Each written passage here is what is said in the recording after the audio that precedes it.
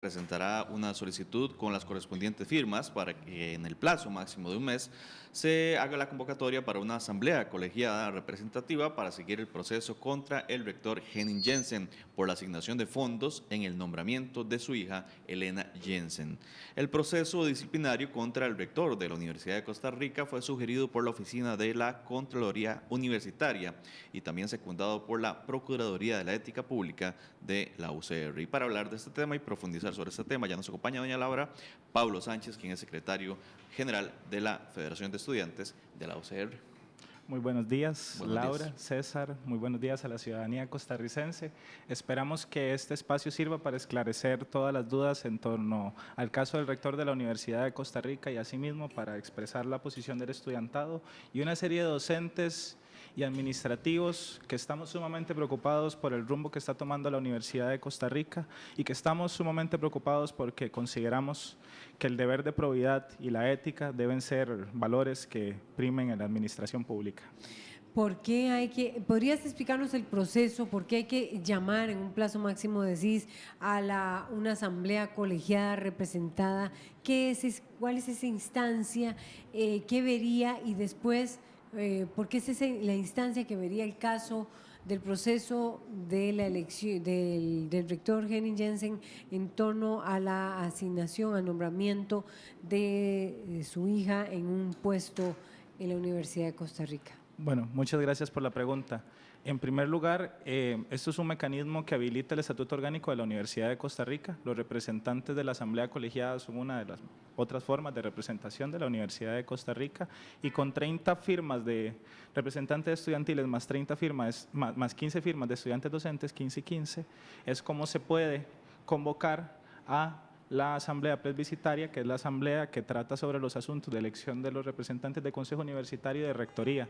Como la asamblea plebiscitaria es la que escoge al rector, es la misma asamblea plebiscitaria la que cuenta con el mecanismo para abrirle o no un proceso disciplinario al rector de la Universidad de Costa Rica. Entonces, por ese lado, lo que hace la Asamblea Colegiada Representativa es elaborar una consulta, una pregunta que sería en este sentido cerrada, de respuesta de sí o no, donde la Asamblea Colegiada Representativa o los asambleístas, de la Asamblea Plebiscitaria son los que marcan una X si deciden o no abrirle un proceso al rector de la Universidad de Costa Rica.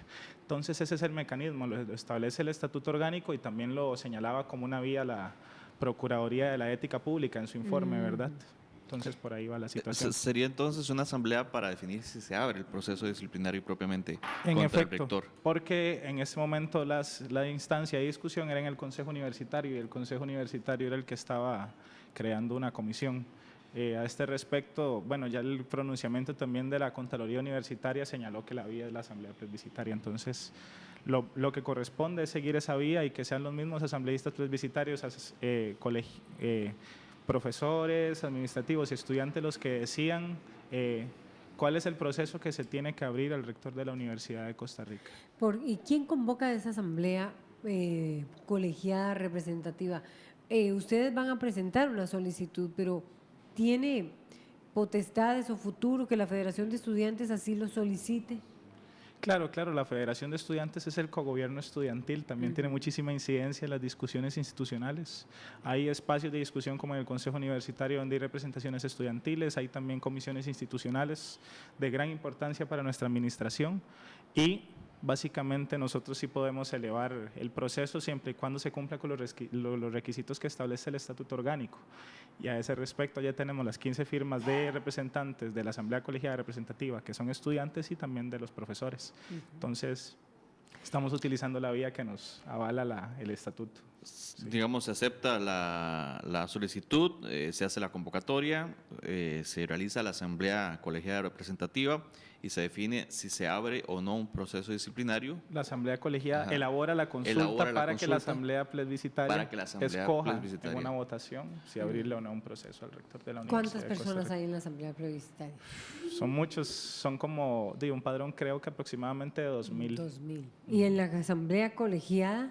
Es un padrón un poco menor, puede ser de 900, no tengo una idea clara. ¿Quiénes están ahí? ¿Los directores, los decanos? ¿Quiénes están allí sentados? Sí, bueno, hay muchas formas todo esto se hace por asambleas de escuela, que son las asambleas que son los mecanismos de los profesores y los administrativos, y también las asambleas de estudiantes que elaboran las asociaciones de estudiantes, donde se escogen los representantes a asamblea plebiscitaria, asamblea colegiada O sea, representativa. ahí están los profesores y los asamblea de- estudiantes. La asamblea de escuela más que involucra también a los estudiantes que forman parte de Las la asamblea escuelas- de cada escuela de la universidad. Ajá, sí, eso es toda una forma de elección bastante amplia que se renueva cada año, ¿verdad?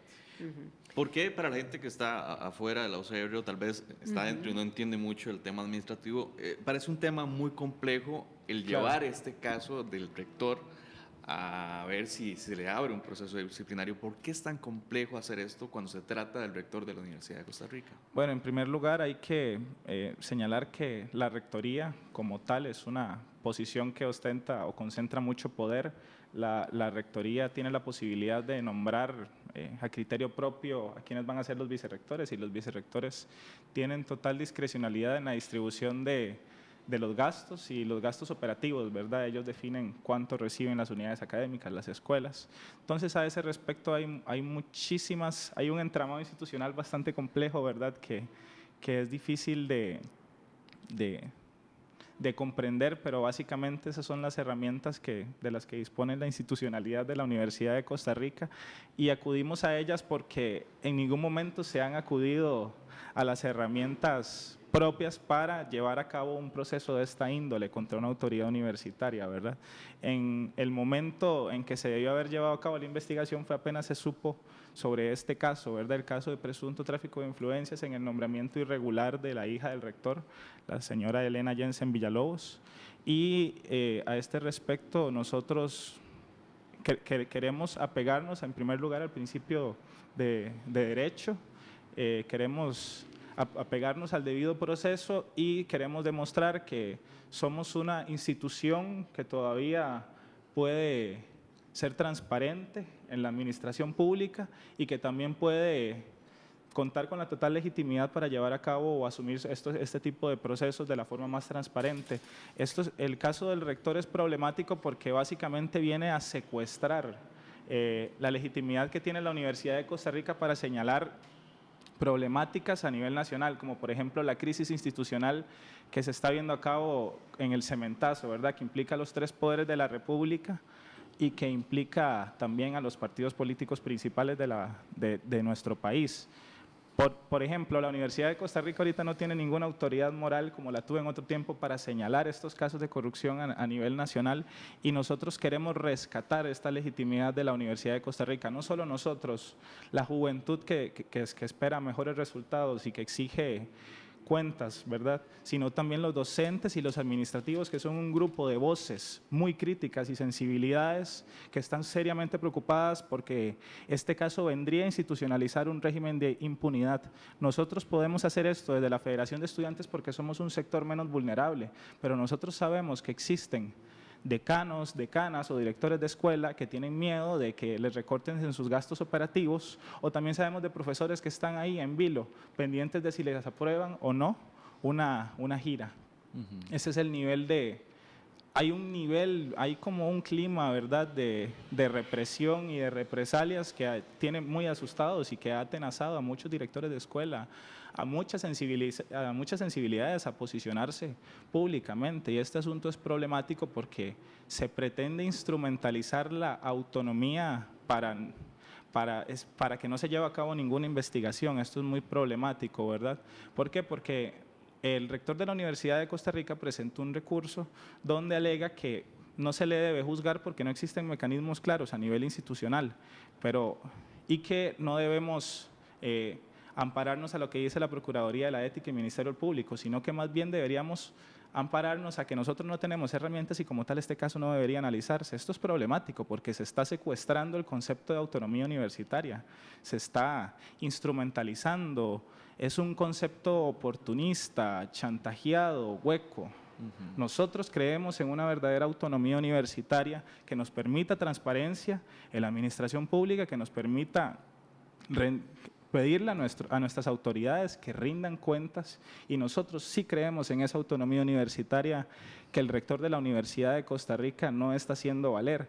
Él actualmente es presidente de la Unión de Universidades de América Latina, que se creó para conmemorar que en 1918 en Córdoba se llevó una lucha estudiantil para la autonomía universitaria. Si actualmente el rector de la Universidad de Costa Rica cree en ese concepto de autonomía universitaria que debería respetar como presidente de la Unión de Universidades de América Latina, entonces debería permitir que este proceso se lleve a cabo y debería separarse de su cargo como todo funcionario público. Cuando el exministro de Trabajo, Víctor Morales Mora, estaba acusado por haber nombrado a su sobrina en el puesto de secretaria, él se separó de su cargo. Un funcionario público tiene ante todo que cumplir con el deber de probidad y el rector de la Universidad de Costa Rica no puede perderse de ese deber de probidad. Todo este procedimiento que ustedes están iniciando podría eventualmente desembocar en la salida del rector. ¿Podríamos pensar en un escenario así? ¿La separación del rector? Es una posibilidad, ¿verdad? El rector debería separarse de su cargo porque ahorita tiene muchísima incidencia en el rumbo que toma la institución. Me refiero al final de todo este proceso, si se abre un proceso disciplinario, estamos hablando de escenarios hipotéticos, ¿cómo se llama? Pablo, ¿podría esto desembocar eventualmente en que se separe, que se diga al rector, no más hasta acá? Bueno. Que se despida, en otras palabras. Correspondería a los encargados de abrir el proceso disciplinario de determinar la gravedad de las acciones del rector de la Universidad de Costa Rica. Es un proceso largo, ¿verdad? Pero no es una posibilidad, no se descarta, ¿verdad? Es decir, el tema es muy grave. El rector de la Universidad de Costa Rica dispuso de presupuesto, de la partida presupuestaria de rectoría, para crear una plaza de trabajo en el Centro Infantil Laboratorio, la cual le dio a su hija Elena Jensen Villalobos y él firmó ese nombramiento. Es decir, él hizo una serie de acciones que por su descaro podrían ser cuestionadas y que jamás un rector de la Universidad de Costa Rica nos había hecho quedar en un limbo como este actualmente. O sea, esto es un caso insólito en la Universidad de Costa Rica y nosotros creemos en una universidad que sea verdaderamente transparente. Nosotros, los estudiantes, la juventud, los docentes críticos, los administrativos que están atenazados para hablar por el miedo, nosotros creemos que la máxima autoridad de la Universidad de Costa Rica debería ser más bien un faro que guía a las otras instituciones públicas para que superen esta crisis de legitimidad, ¿verdad? Que es bastante grave y que yo creo que está poniendo en entredicho a nuestras instituciones públicas, que son las que le han traído tanta paz social a nuestro país, ¿verdad? ¿Qué fue lo que dijo la Procuraduría de la Ética Pública? Bueno, la Procuraduría de la Ética Pública determinó que hay suficientes elementos para abrir un proceso al rector de la Universidad de Costa Rica y además señaló que el instrumento al que se tiene que acudir jurídicamente para determinar qué tipo de sanción merece el rector es la Asamblea Plebiscitaria. Y la Asamblea Plebiscitaria es la que decide si sí o no se le abre un proceso disciplinario al rector de la Universidad de Costa Rica. Entonces esa es la herramienta que señaló la Procuraduría de la Ética Pública y también es lo que establece el estatuto. Después de este procedimiento y todo lo que vaya a ocurrir al final de esto, ¿se han puesto a pensar en la necesidad de tal vez de reformar, aclarar estos vacíos que usted menciona que han hecho tan complicado ver este caso? Claro, el caso, bueno, para volver a citar el informe de la Contraloría Universitaria del año pasado, ¿verdad?, que se refirió sobre el rector, señalaba que había suficientes casos para haberle exigido al rector, a Henning Jensen, que se abstuviera de firmar el nombramiento, pero que el deber de probidad como tal no existía dentro de la normativa universitaria. Es decir, no hay algo que le exija en la normativa universitaria deber de probidad al rector, aunque se sobreentiende, ¿verdad? Es un funcionario público que también su trabajo y su aporte está siendo financiado con fondos públicos de los contribuyentes de Costa Rica y entonces también no debería abstenerse de rendir cuentas, ¿verdad? Eso no debería pasar. Pero eso fue lo que es, a partir de ese vacío legal es que el rector está amparándose en tecnicismos legales y en argumentos jurídicos rebuscados, ¿verdad? Incluyendo incluso la autonomía universitaria, ¿verdad? Que por eso hacíamos ese señalamiento. Esa autonomía universitaria instrumentalizada, secuestrada, hueca, que nosotros no defendemos. Entonces, sí, por ahí está la... Muchísimas gracias a Pablo Sánchez, secretario general de la Federación de Estudiantes de la Universidad de Costa Rica. que está demandando, está haciendo una solicitud para que en el plazo máximo de un mes se convoque a una asamblea colegiada representativa para seguir el proceso contra el rector Henning Jensen por la asignación de fondos en el nombramiento de su hija Elena Jensen. Muchísimas gracias, Pablo. Muchas gracias. A un corte. A un corte y ya venimos volvemos. con más.